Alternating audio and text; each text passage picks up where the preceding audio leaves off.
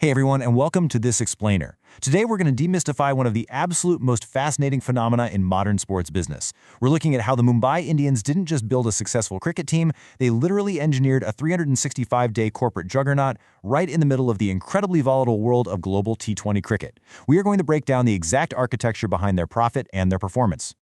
Okay, so here is our game plan for today. We'll start with the billion-dollar cricket economy, then dive into the corporate sovereign blueprint, look at how they're manufacturing elite cricket talent, check out their algorithms and Reliance synergy, and finally wrap up with cultivating the MI Palton.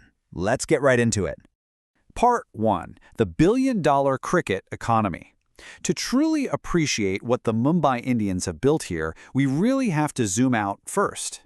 81,258 crore rupees. I mean, just think about that number for a second. This mind-boggling figure is the combined value of the 2023 to 2027 broadcasting and digital rights split between Disney Star and Viacom 18.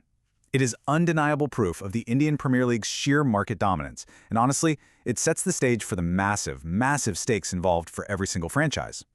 Now, while those colossal media rights form the bedrock of a team's income, franchises absolutely cannot just coast on them. If you want sustained profitability, you've got to navigate some seriously volatile ticket sales, which, fluctuate based on team performance or if you're playing at neutral venues, plus the constantly rising player costs driven by those crazy auction bidding wars. It's a high-stakes balancing act, for sure. Which brings us right to part 2, the corporate sovereign blueprint. Let's look at how one specific team completely solved this financial roller coaster. Enter the Mumbai Indians. We are talking about an estimated valuation of $1.3 billion. At this stratosphere, they aren't just operating as a sports team making seasonal cross-your-fingers kind of guesses. They act as what you'd call a corporate sovereign. They're this high-performance industrial machine meticulously designed for perpetual winning. And you can really see the strategic contrast when you compare them to the rest of the pack. While traditional franchises tend to hit the panic button after a single bad season, constantly shuffling captains, firing coaches, desperately trying to win now, MI completely rejects that.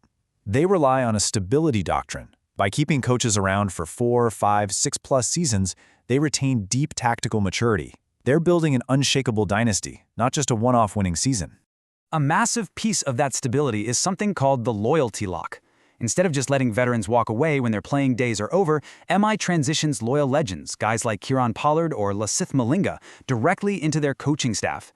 By doing this, they're retaining crucial intellectual property. Their dugout IQ literally compounds over decades, rather than them having to hit the reset button every few years. All right, let's move to part 3, manufacturing elite cricket talent. Because building a stable empire is one thing, but how do they actually secure their most valuable assets? Well, they treat player scouting like a massive R&D and supply chain operation. It's essentially grassroots industrialization. They don't just sit around waiting for the auction to buy established stars. They systematically manufacture them. They gather data starting all the way down at the school level with MI junior tournaments, filter that talent through global satellite hubs, and finally harden the absolute elite in these intense high-performance camps. To keep this engine running, they maintain a rigorous 365-day intelligence network. And they aren't just looking for good players, they're hunting for value arbitrage, right? If they can find an unknown kid who performs like a multi-crore star but costs a fraction of the price, boom, that frees up their auction purse to go buy premium, proven game changers. Plus, they completely avoid the dreaded one-season wonder trap by strictly validating players through advanced biomechanics testing and years of consistency data. Honestly, the ultimate proof of this entire system is Jasprit Bumrah. It perfectly humanizes their scouting machine. He was spotted in a domestic T20 match when practically nobody else was watching. They took that raw, unseen talent, brought it into the MI lab, molded it, and transformed him into the world's #1 bowler. It is literally the textbook definition of converting raw potential into a massive competitive edge. Let's shift gears a bit. Part 4, algorithms and Reliance synergy. Time to look at the cold, calculated, Silicon Valley-esque machine powering all these tactics. The core concept here is corporate synergy. MI isn't just an island. They are fully, deeply integrated into the massive Reliance Industries ecosystem.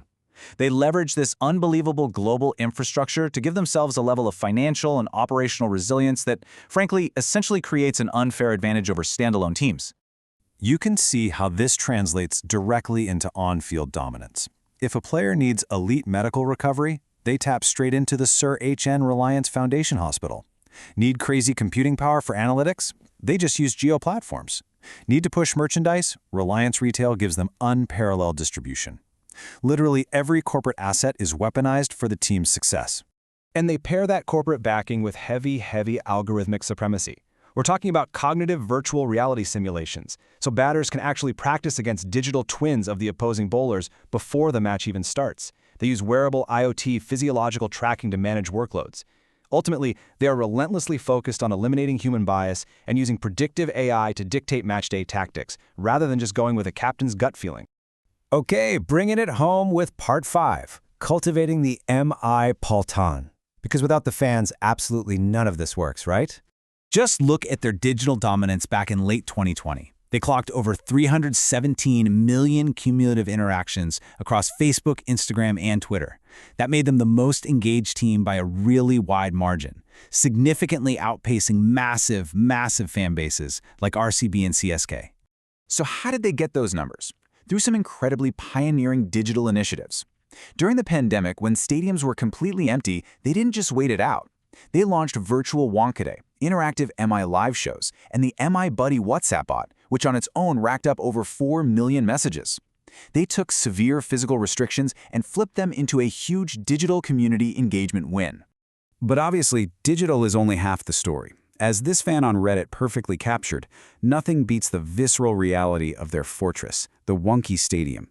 It's deafening, it's passionate, and the energy really is out of this world. Even if, as they said, you are sweating like crazy in that Mumbai heat. And the franchise is so smart about weaving that intense fan passion into their commercial lifestyle brand. Take their Mumbai Meri Jaan campaign. They design jerseys and branding that actually incorporate the hues of the Arabian Sea, the iconic Kali Pili taxis, the city skyline. They're celebrating the vibrant, never-give-up spirit of the maximum city.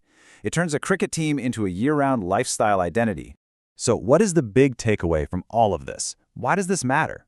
Well, the Mumbai Indians have provided a masterclass that goes way beyond cricket.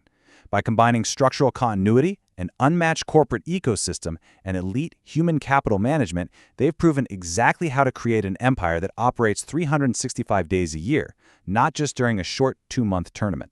Which leaves us with a pretty fascinating thought. As sports leagues and massive corporate conglomerates continue to merge on a global scale, this model is absolutely the new gold standard.